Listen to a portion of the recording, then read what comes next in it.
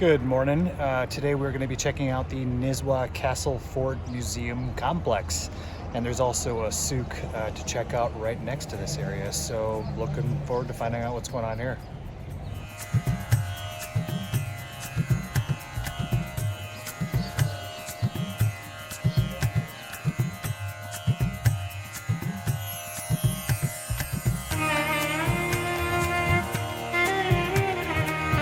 So one of the unique defenses of this fort, and I'm sure many others, but this one in particular, is that they had actually pitfalls.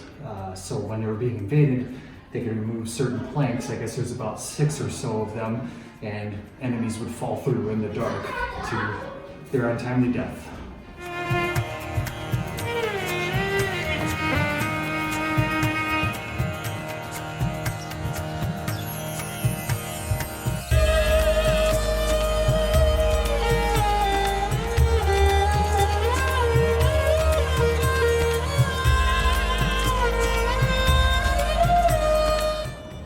Getting to the top of this fort, we can see why this was so important. About 90% of the area is covered with mountains around us. This is one of the date storages for the castle and fort complex. And in peace times, they would stack tons and tons and tons of date here. And what would happen is they would crush each other and then juice would pour out into jars, into a small jar on the floor. In war times, they would actually use the date juice and they would heat it up and they would actually pour it on their enemies through the murder holes that the fort provides to each entrance of the complex. Pretty wild stuff. You usually hear about oil, but not date juice.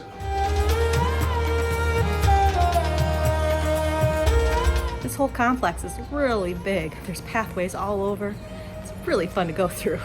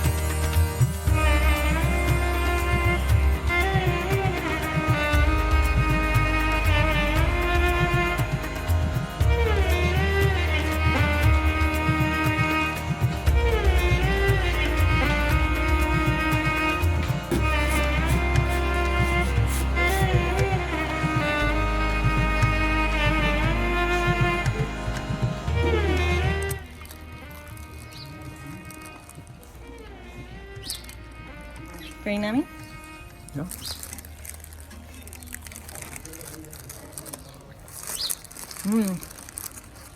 But it still has a spice to it. Yeah, you can smell Like a a curry little or curry something. in it, yeah.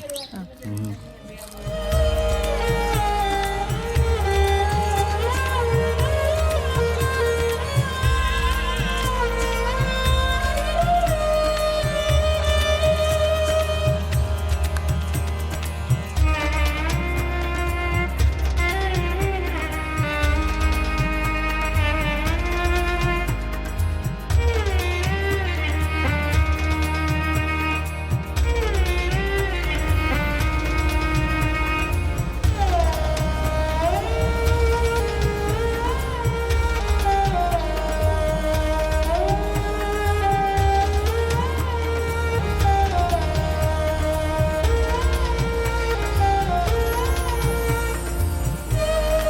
What's different about this souk compared to other ones is instead of one big building where everyone's kind of cramped together and yelling at you, this is very spread out. There's buildings for fish, there's buildings for fruit. We walk through a lot of different things. It's nice, but it's a really big place to explore and not a lot of pressure to buy.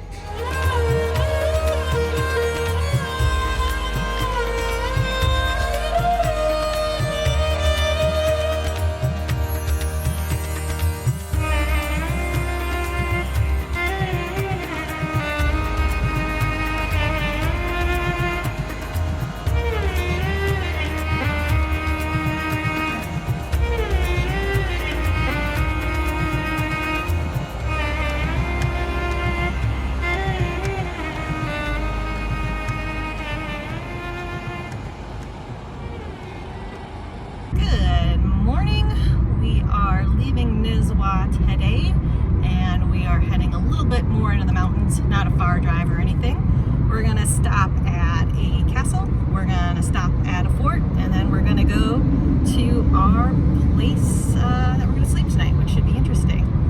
Kind of funny story this morning. So I was annoyed that our water heater wouldn't get warm, and I figured it was our neighbors because we could hear the water running, and they're like, oh my gosh, they're taking the longest shower ever, they're taking all the heat. So I'm like, I'll take a shower at the next place, no big deal.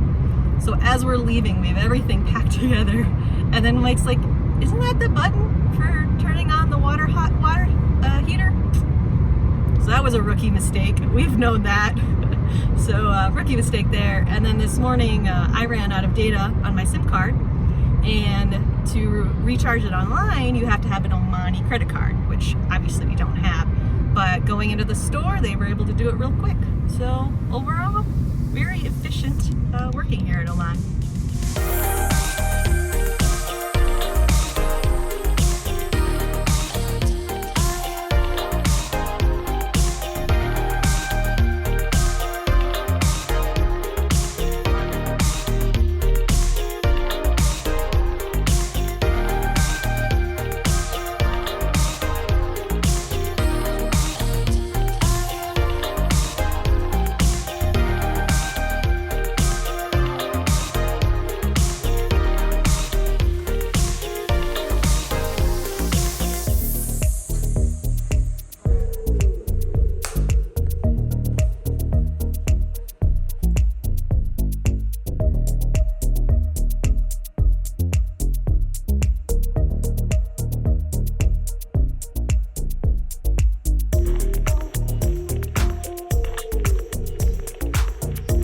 This is the staircase that leads up to the Grand Man's private area, and the fourth step is made to make a lot of noise, and then you can also remove it and trip up anyone that might sneak in.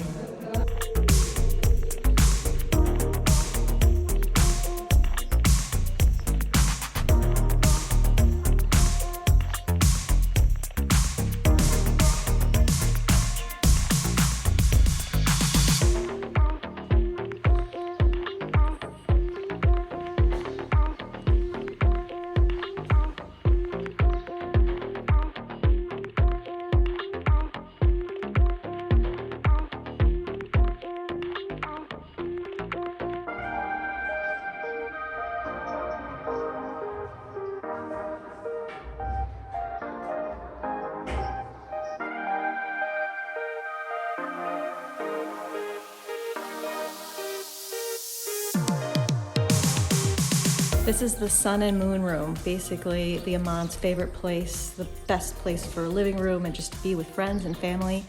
There's windows on the top which are made to bring in the moonlight, and then the windows on the bottom are for the sun, but they can close them up if it gets too hot.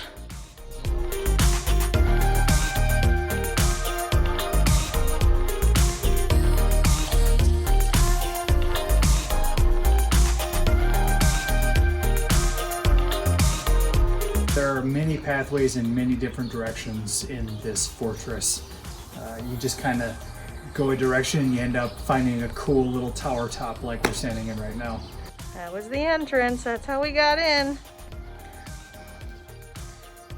All right, let's get out of here, Mike.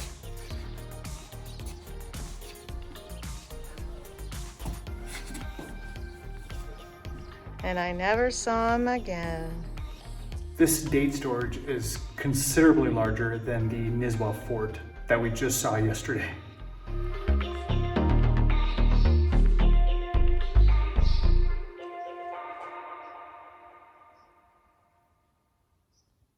In between the castle and the fort, we decided, hey, it's lunchtime and there's all sorts of places that you have options to eat. In these littler towns, a lot of places are like coffee shop / restaurant. And sometimes there's people outside of it, sometimes there's not. And we were like, hey, there's a mall. Let's just go to the mall and go to the food court because that's easy. We can both get whatever we want. So we get to this mall, which is a very small mall. We get into the food court. There's only one restaurant open. Fine, we can eat there, no big deal.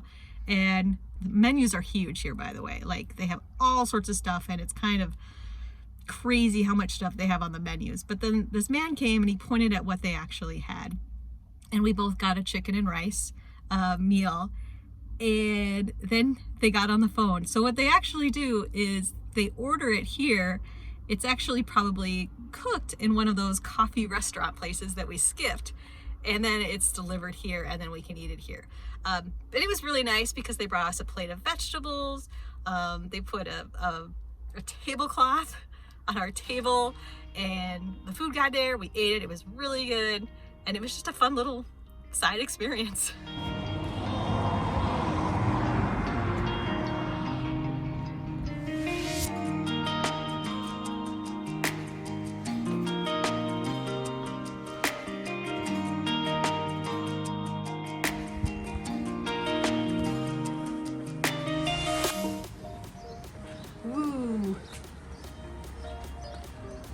I love it when forts are actually built into the rocks. The Hamra. Definitely a lot of different places to go.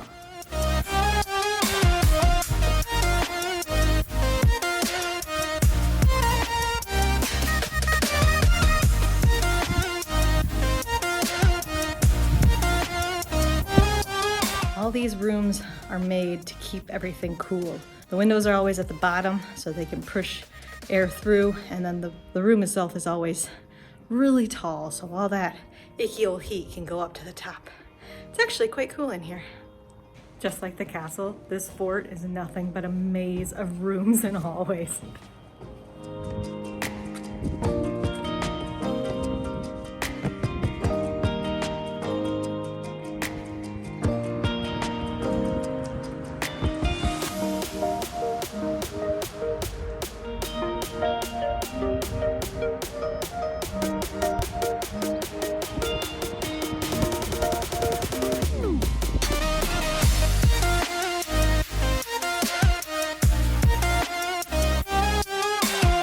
What's been fun about adventuring around Oman and seeing all the designs of the buildings is also the design of the doors, all the intricacy of the frames that you can see here.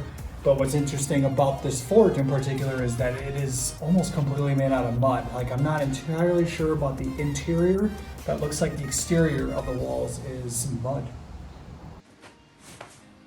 All right, what are you about to do? I'm gonna climb this tower. Where's my mask?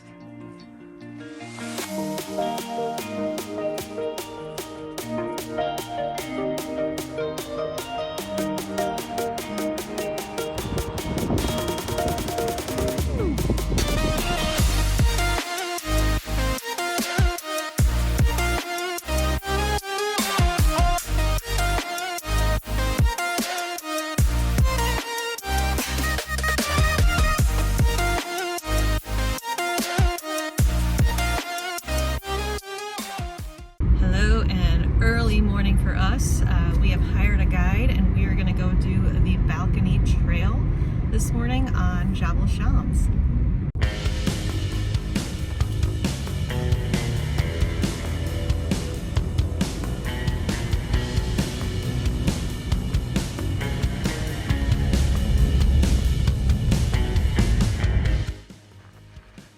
Are you ready, Michael, for a hike? Let's do this.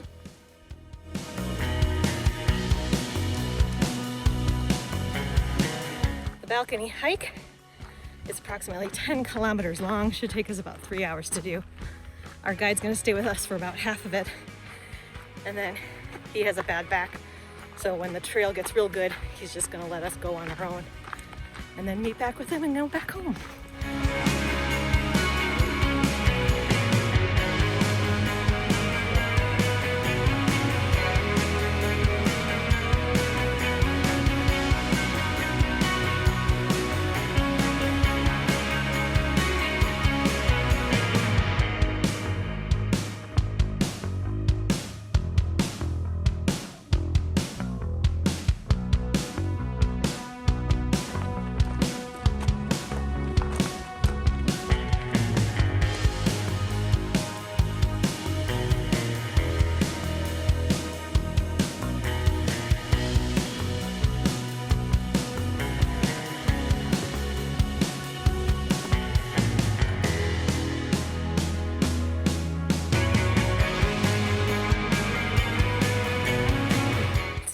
super steep right next to you, but you do definitely want to watch your footing.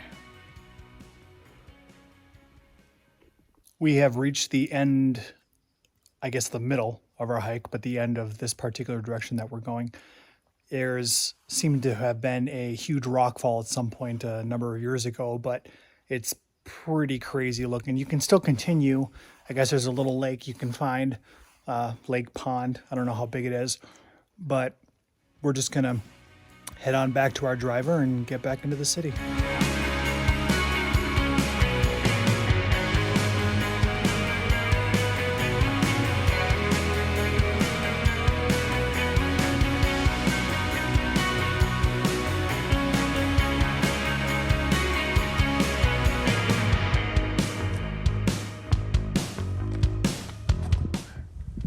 What happened was millions of years ago, the two plates hit.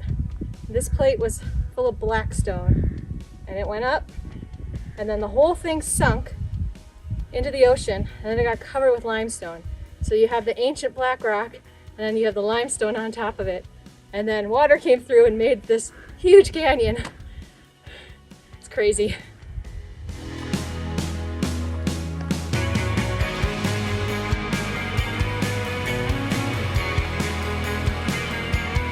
All right, we're at the end. Back to the beginning of the trail, back to our car, back to the small village. It took us about 3 hours, just like our guide said, and I'm glad we're not starting right now in the heat of the sun. I'm glad we started early. It was a good trail.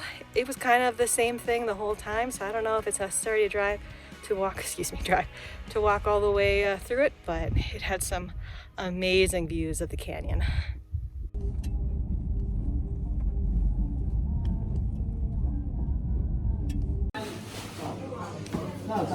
How was the camel? It's good. We're staying in the Al Haram village town. It's got its modern area.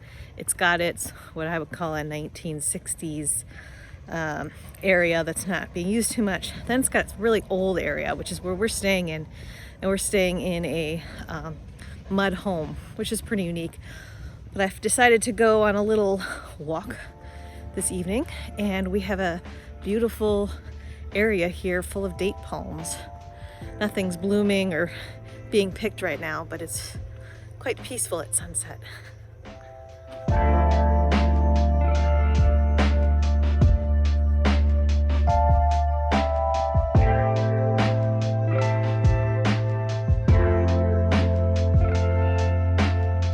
And you can also see Jebel Shams behind us.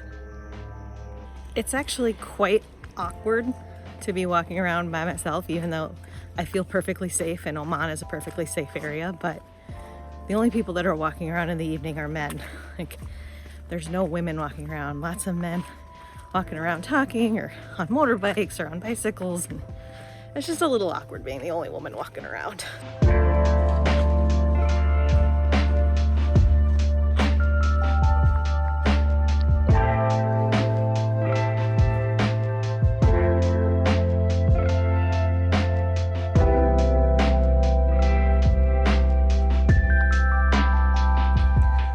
Home sweet home, right next to our white rental car that we have named Sunny, because it is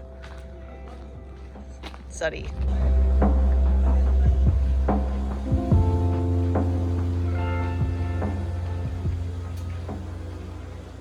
Good morning. We are checking out the little town of Misfat. We had about 3 or 4 different people at various points of our trip over the last few days tell us we just absolutely have to come up here because it's so beautiful, end of quote. So yeah, we'll check it out and see what's going on. I know there's a couple coffee shops up here. We'll probably grab something here first thing in the morning and see what the hype is about.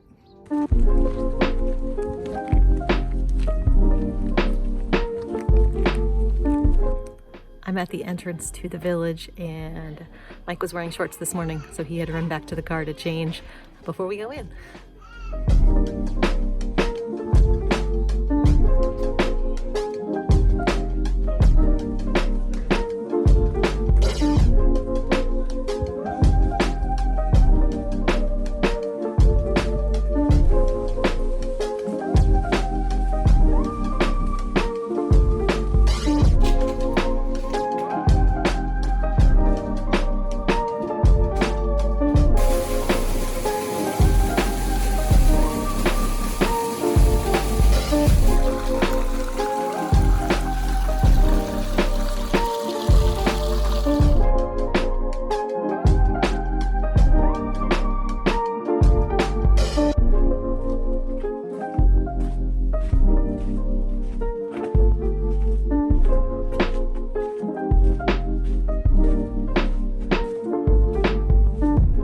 right, you've walked through Misfat.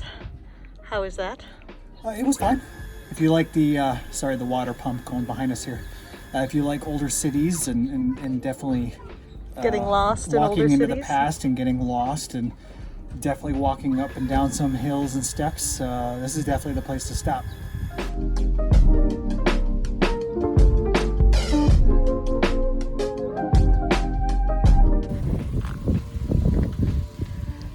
Hey, want to give me a ride to Muscat? Sure.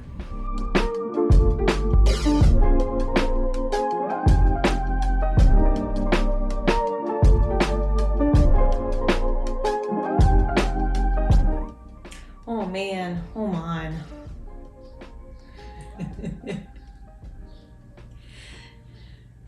So this is our wrap-up video for Oman, and we actually had a great time. We were here for 2 weeks exactly because Americans can get a free visa for exactly 2 weeks, so that's what we did. And I think we had a little bit more time than we needed. I think if you wanted to do Oman in 10 days, you absolutely could. And this is what we would call a great gateway Arab country. There is English signs everywhere. The roads are big. There's not a ton of traffic. This is a very comfortable place to be. I think if we had started here instead of in Jordan, we wouldn't understand how relaxing and peaceful this place actually is. Rented a car for our time here, and yeah, it was really, really simple to get around. Even Google Maps, when people said, you should download Waze instead of Google Maps, I think Google did just fine with us driving around. So yeah, absolutely could drive yourself. I wouldn't hire a tour because they're not cheap here as far as to the US dollar, but still you could get around fairly cheaply here around Oman, I think. Your most expensive expense is probably going to be your hotels. We're staying at this Airbnb near the airport, and it's pretty basic for the price we're paying. Hotels were okay, but they're all a little bit more than you would spend. It's fine that it's more expensive because you kind of expect that coming in. Like Mike said, the roads are really fun. Everything is within about 2 hours of itself. So we really never spent a good 7 hours on the road anywhere. To get to Sur is about 3 hours from Muscat, and you can do little stops along the way. You can go to wadis, you can go and swim, and there's all these beautiful places that you can go, and it's all within itself. And then within another 2 hours, we were in the desert, and we're talking desert like you think of from the movies, big dunes of yellow sand. Like, it was absolutely gorgeous to spend the day there. And then there's castles and forts you can go into, and you can meet the Omani people. What's kind of nice about Oman right now is, even though we saw some tourists, there's not a lot of tourists. And so whenever we went into any kind of museum or fort or castle, you saw a lot of Omani families experiencing that with their children, which was kind of fun. There was a different price for tourists versus Omani, which is absolutely fine. I understand that. The food here was fine. There's a lot of Indian and Pakistani and Turkish restaurants around. Like, we really didn't find any like specific Omani food, but all the food that we did have was really good. Overall, I think that if you want to experience an Arab country but you're hesitant of the culture shock, I absolutely think that you should take 10 days and come to Oman. The people are super friendly and nice. They speak English very well. The culture is very easy to understand. You have all the creature comforts that Americans and Europeans could want. We have a Starbucks just down the street. We even have a Caribou down the street. So I would absolutely recommend coming to Oman, renting a car, and just exploring this wonderful culture and land.